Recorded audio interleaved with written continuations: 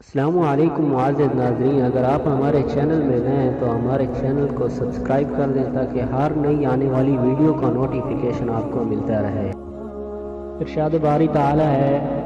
فرماتے ہیں اے پیغمبر صلی اللہ علیہ وسلم، کیا برابر ہیں وہ لوگ جو جانتے ہیں اور وہ لوگ جو جانتے نہیں ہیں؟ بے شک نصیحت تو عقل والے ہی قبول کرتے ہیں۔ حدیث ہے کہ حضرت ابو مسعود عقبہ بن عمر بدری انصاری رضی اللہ تعالیٰ عنہ سے روایت ہے کہ رسول صلی اللہ علیہ وسلم نے فرمایا،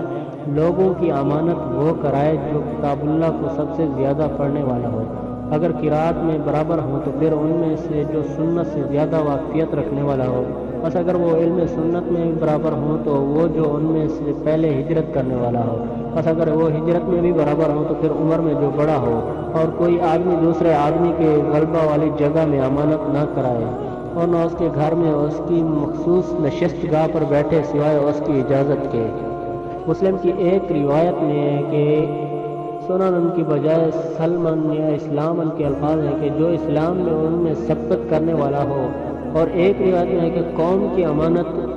ان میں سے بڑا کاری کروائے جو قرات میں سب سے زیادہ ماہر ہو۔ اگر ان کی قرات برابر ہو تو پھر ان میں سے پہلے جو ہجرت کرنے والا ہو، اگر ہجرت میں بھی برابر ہو تو ان میں سے جو بڑی عمر والا ہو۔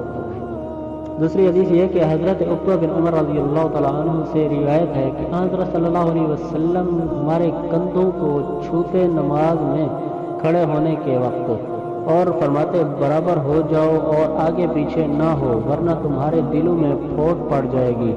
اور میرے قریب تم میں سے عقل و سمجھ والے کھڑے ہوں، پھر وہ جو ان سے قریب ہوں عقل و عمر کے لحاظ سے۔ ایک اور حدیث میں آتا ہے کہ حضرت عبداللہ بن مسعود رضی اللہ تعالیٰ عنہ سے روایت ہے کہ رسول صلی اللہ علیہ وسلم نے ارشاد فرمایا، چاہے کہ تم میں سے میرے قریب عقل و سمجھ والے لوگ کھڑے ہوں، پھر وہ لوگ جو ان سے قریب ہوں۔ سمجھ میں آپ صلی اللہ علیہ وسلم نے یہ بات 3 مرتبہ دہرائی اور پھر فرمایا، بازاروں کے شور و غل سے بچو۔